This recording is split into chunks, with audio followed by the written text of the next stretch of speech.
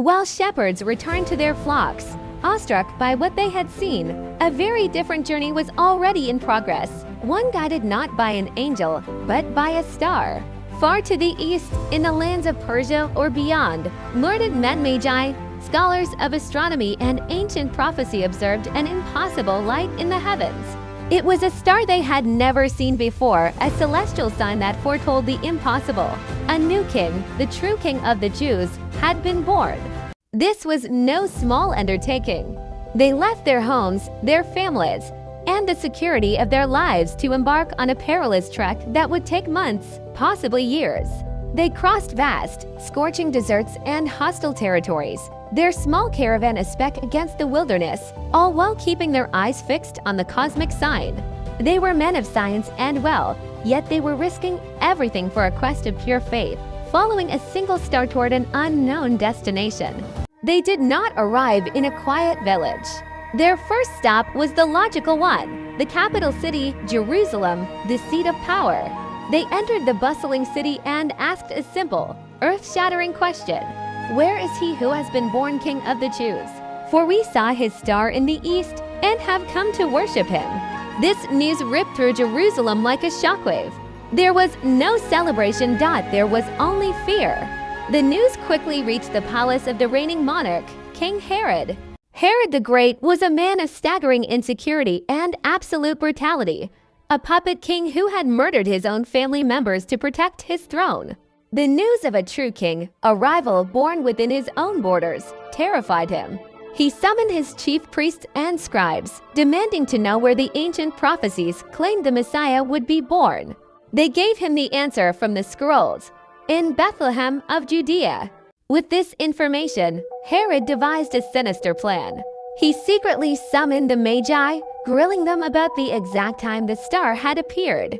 Then, with a mask of pious devotion, he sent them to Bethlehem. Go and search diligently for the child, he commanded, and when you have found him, bring me word, that I may come and worship him. It was a lie crafted by a murderous heart. He had no intention of worshiping the child. He intended to destroy him. Leaving the dark palace, the Magi once again saw the star they had followed from the east. It filled them with immense joy.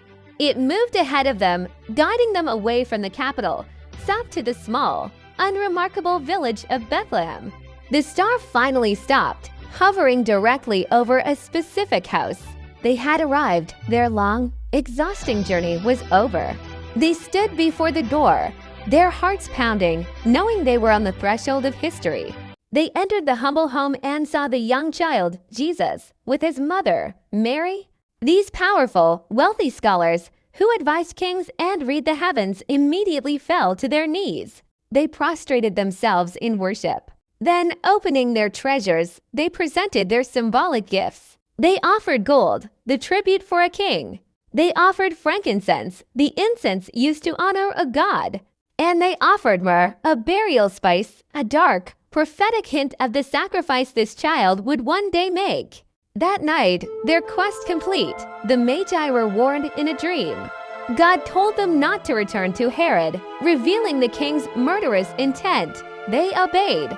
Trusting the dream as they had trusted the star, they defied the most powerful man in Judea and departed for their own country by another route, disappearing from history as mysteriously as they had arrived, their mission fulfilled.